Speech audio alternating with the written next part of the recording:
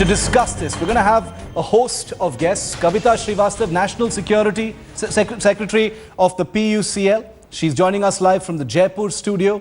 And also Professor S.S. Rohtak is a sociologist with the Jawaharlal Nehru University, and he joins us live from Delhi. Professor Rohtak, I want to come to you first, because we've just opened our phone lines a while ago, sir, where we had people react to some of these pictures. And, you know, on expected lines, there's revulsion, there's anger, and there's also a sense of desperation and helplessness about just where this brutality is actually coming from. Professor Rohtak, what do you think? Yeah, I mean, first of all, these things have to be obviously condemned again. I mean, at some level easier to find sociological explanations, and that is not enough. Yes. And that should not be enough. As a country, we should be ashamed of it, and we are ashamed of these kinds of events. Having said that, I think we also need to kind of understand where is it coming from. Obviously, it's coming from the kind of social transformations that we are witnessing. Yes. Violence against women is as such not new, but what we see today is much more brutal violence. And this brutal violence is also, in a sense, aggressive assertion of masculinity. That's what it appears like. Yes. Where men feel that, you know, how dare women think that they are independent individuals and they can be on their own. Yes. So I think it's also a kind of male anxiety, masculine anxiety, that's coming out in this kind of aggressive violence, which we saw in 2012 December rape in Delhi, and we see all over. I mean, that's what happened in Rohtak, and now that your case you're describing about Meerut. Yes. So this is something definitely new, and we should understand and recognize this. And therefore, I think what we are seeing is a larger social conflict. Right. And it should not be confined to simple question of identifying criminals. Yes. I think it's more than that.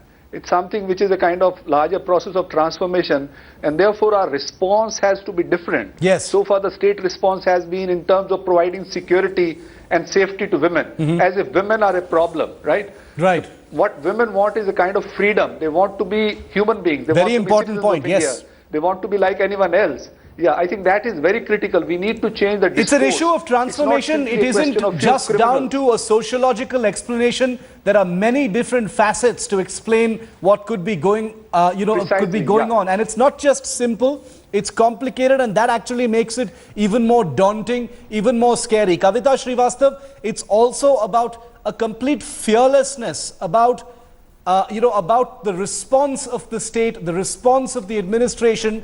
That is very much part of what makes the commission of such crimes so easily and obviously so frequent. See, firstly, just building on the argument given by the earlier speaker, I'd like to add that let's accept that there is a lot of misogyny in our society, and it is the socialization begins at home. That hate for women begins at home. And please remember, there is a correlation between the extent of misogyny and the sex ratios that we are seeing so adverse against women. And the examples that you're taking up are Rohtak, Meerut, and you missed out Jaipur. You missed out the rape of the Japanese tourist. We had that, ma'am. Now, so in a way, just this expression of this kind of hate towards women and this kind of violence. Firstly, let's also accept that we're becoming increasingly an extremely violent society. So whoever is slightly vulnerable, and definitely with that kind of misogyny, yes, it results in rape being one of the biggest tools. Or what we saw earlier, the woman is thrashed and humiliated after she resisted rape. So coming to the question of state response, firstly let me tell you, all the laws are in place. And there's nothing wrong with the laws. We not only have very stringent criminal laws along with sections relating to accountability if police doesn't function, section 161A. Yes. But along with it, you also have in a workplace kind of situation, sexual harassment of women at workplace, where the whole idea is that, that the workplace be free from any kind of sexual harassment, and it's the duty of the employer to enforce a sexual harassment free the first two answers. Now, having all this in place, what is going wrong? It's not the laws that are wrong either. Yes, I think the state response is absolutely weak. The state just says, I mean, something like Rohtak, and I also blame the media for it. For 1 week, that that brutal gang rape case, even the media did not report. Okay. She had the things that were in her anus Okay. and in her vagina. I mean, it reminded us of Nirbhaya. So definitely there was some sort of a tacit consent that during the Delhi. No, there are very polls, disturbing we must questions. Not show Yeah. something.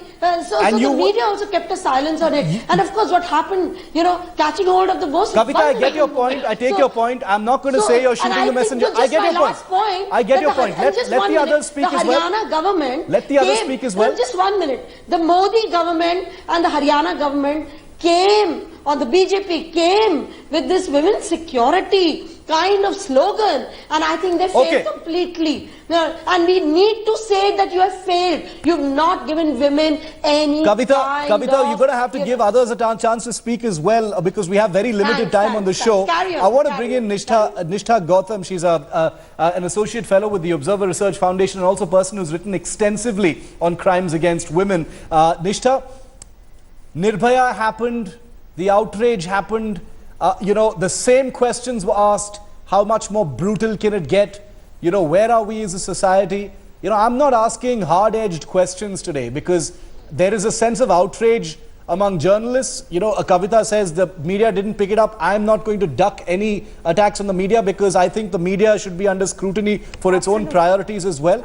But isn't it terrifying, Nishtha, and you were here in this studio after the Nirbhaya incident happened as well, that we're still asking the same questions? I think that's the biggest travesty, Shiv, that we are still asking the same questions and we are rattling out the same answers. I've always maintained it that this knee-jerk reaction to violence against women, it will never work. We need a multi-pronged approach which includes education and awareness, and education comes from you. Awareness comes from the media part, right? Policy fixes, that comes from the government. As well as sensitization, which has to happen at every stage. And fourthly, I think the police has to act really swiftly. There can be no shirking of responsibility. There can be no delays as far as these cases are concerned. As you rightly said, that there is, there's absolute brazenness. It's fearlessness. It's complete fearlessness. Complete fearlessness. I come from Uttar Pradesh. I come from a state which is notorious for its treatment of women, and I've written extensively about it. Including the Meerut incident. Absolutely, Meerut. It's shocking. But the deal is that we cannot passing the buck from one goalpost to another. We cannot keep shifting the goalpost. We cannot say that this government has done something better. The other one would come with slogans, with fancy slogans. Women's issues are not milch cows that everybody can reap benefits out of it. We need commitment. Well, there's certainly milch cows to politicians because we hear so much about it. Because we are not a consolidated vote bank. Because we are not consolidated vote banks, which is why we are ignored. And I'm really glad that Nishtha, that the Delhi elections are happening now, because we in the media have been able to demonstrate how little we're hearing from politicians, even here in Delhi, about the cases in Meerut, in Rohtak, in Jaipur and others. Unless somebody goes to one of these politicians for a bite, you're not going to hear any of them actually come out and make a statement about this at all. Karuna, you were with us here on Headlines today as well, after the Nirbhaya incident. The law, the legality, the courts, that's always a subject that comes into play when we talk about violence against women, about rape, a lack of fear about the law, the criminal, justice system. What's going on? I mean, how long does it actually take for all of this to come together? Professor Jodhka, Kavita, Nishtha have said, it's a complicated issue. Many things need to actually come together. Are there any simple answers whatsoever, Karuna? For the most part, I think the previous finalists are correct, which is that the laws are more or less fine. There are some major problems, which is that marital rape is still legal. Yes. And this is a vast proportion of the rapes that actually happen in this country. Right. Now, in terms of Haryana, in terms of women voting a particular way, I think parties are starting to understand that women are very much a vote bank. Yes. And that it's not populism, that democracy actually requires them to speak to these issues. So we see an increasing amount of this. So for example, in the general election, in the Lok Sabha election, a lot of the parties were advertising on the basis of saying that they would make sure that women were free, women were safe, but they were not in terms of their manifestos, and certainly in terms of their policy, almost nothing has happened. Right? even in this Delhi election, this is something that... Now, if you look at the situation of Haryana, we have Chief Minister Khattar, who had said, who had blamed rapes on the way women dress. Right. You know, he had said that women dress indecently in a Western manner and therefore they're being raped. Yes. If they dress better, then they will not be raped. This sends a very clear message down the line, which is there's a certain type of rape that is not okay, and there's a certain type of rape, whether it's within marriage or whether it's a woman who's dressed differently, etc., which is okay. Now, that makes a big difference in terms of law enforcement. Right. Also, the thing is that there is a way in which, even though when a politician is reminded of such a thing, or when such a big incident happens, then they may even within themselves feel, oh, this is terrible and this should not happen. Yeah. But it all falls away when it comes to doing the work in terms of policy. Why is this? It's because patriarchy is very deeply embedded in our society, you know. Even if you look at subtle things, Shiv, Okay. I'm sure, you know, possibly you even identify as a feminist, and but for example, like even on the show, let me point out that one of the, I don't know who all are on the show, but you were referring to this gentleman as Professor so-and-so. Yes. And all the women were called by their first name, you know. Right, It's right. a small thing, but a very small thing, but what I'm just pointing out is that absolutely. there's a way in which No, patriarchy is in the air we breathe. Yeah. Right? Right. So, and we all within ourselves have to dismantle it, but when it comes to things like violence against women, when it comes to equality in jobs, when it comes to being free from sexual harassment, there is absolutely no excuse. This is the law, it has criminal penalties. And we really need to see, it's very clear what needs to be done. It's not rocket science. We know that public education programs work. We know that programs in schools teach children about gender. We know that SMS works. We know that, Okay. you know, so what the Haryana government needs to do immediately now, is identify a constituency in which they implement all of this on a pilot basis, and then look at ramping it up. You know, but Karuna, involve activists like Kavita Srivastav and others who know what they're talking about. Why doesn't this already happen? I mean, it's you know, it's not like crimes like these, outrage, national media attention, you know, hasn't happened before. I mean, it happened in Delhi, in the national capital. I mean, I'm never going to be one to defend the media when you talk about its, you know, Delhi-centric sweep. But the Nirbhaya incident happened in the national capital. You had thousands of young people on Raisina Hill, for God's sake. It doesn't get more you know, media attention than that. If that couldn't shake, you know, people up and get SMS campaigns and healthcare and all of those things going, what hope? You know, of anything improving with crimes like these happening in Rohtak, in Jaipur, in Meerut, Kavita? Yeah. See, I think it makes to be completely clear to voters, you know. Karuna, that question was for Kavita. I'm just coming back to you. Oh, sure. Yeah, Kavita, go ahead. Is that firstly, we need to examine what are the mechanisms in place. Like, for instance, when this mentally challenged woman disappeared, the family said that the police delayed it. Yes. So what was that gap? What is the mechanism there that we need to bring in? Yeah. For instance, helplines. That was one of the things promised. Even today, these helplines are not in place. See, that's the problem. Even the simple deliverable stuff hasn't happened. 1,500 calls. Yeah.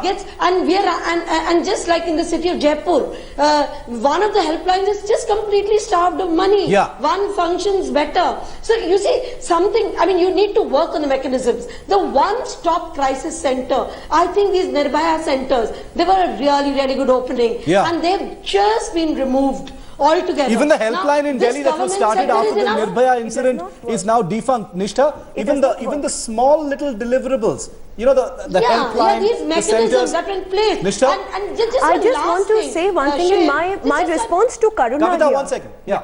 I want to respond to Karuna when she said that parties are actually recognizing women as vote banks. They may be recognizing, but the fact still remains that the women are voting wherever the men folk of the family are voting. They are not seen as a separate vote bank. No party has lost an election because the women have come out and voted decidedly against that particular party. Right. So, and that answers your question as well, which is why these deliverables are not even on the priority list. right? Because women do not matter. Their security is not considered as a matter of internal security, national security. We are equal citizens, we pay taxes, we demand and we have a right to safety and security, which is denied to us. Are there ever going to be political incentives as far as women's safety are concerned, vote bank wise or otherwise? Karuna, go ahead, and then I have a final question. Karuna, go ahead. So there's absolutely no evidence to say that women vote alongside their men, right? Now, I think it's a mistake also to say that, you know, we pay taxes and they vote in accordance. Like there's a big class and urban-rural distinction being made here, which I don't agree with. I do want to say though that the index of patriarchy within political parties is stronger than patriarchy in the normal population. How do we know this? Okay. Because in the Lok Sabha election, for instance, about 7% of women were given tickets. 7% of tickets were given to women, and 11% of the seats were won by women. And that is the index of political party sexism. And I think within the political parties, within the leadership, within governments, there needs to be a clear recognition, and they need to have gender workshops, just straight up. Well, politicians, people in governance, I think this is a major intervention across parties. Well, sensitization. And those that don't, then not sensitization, accountability. You see? So in 2002, it has to be, absolutely. In 2003, I did a training. I did a sensitization training of various senior police officers. Which is what I meant by incentivization. It's not just about, unless people are promoted and fired based on their performance on violence against women and other such metrics, it's just going to be a sort of nice, pleasant thing to do, not something that is tied to their pay. Okay. Professor Jyotika, I want to end with you because the question I have, you said there is no sociological answer, but I want to ask you, and it's not a cynical question, but do you think there's, that things are actually getting worse? Because, sitting here in the media covering these stories, viewers, who call in all the time telling us what they think about these stories, the general sense is things are actually getting worse. Our society's appetite for crimes is expanding. The more brutal it gets, we're still able to absorb the implications of it. We're able to accept it and move on. What does that say about us? I mean, Professor, do you think that actually says that there isn't very much hope of things improving anytime soon? See, the two sides of it. One, obviously, things are getting worse. The amount of violence, the nature of crime, brutality of crime has increased. But the other side of it, obviously things have changed, and things are changing very rapidly. And the two are connected because women are now assertive. They're demanding what right they have and what kind of security they want. They don't want to be sent back to homes and to barracks. They want to be independent individuals.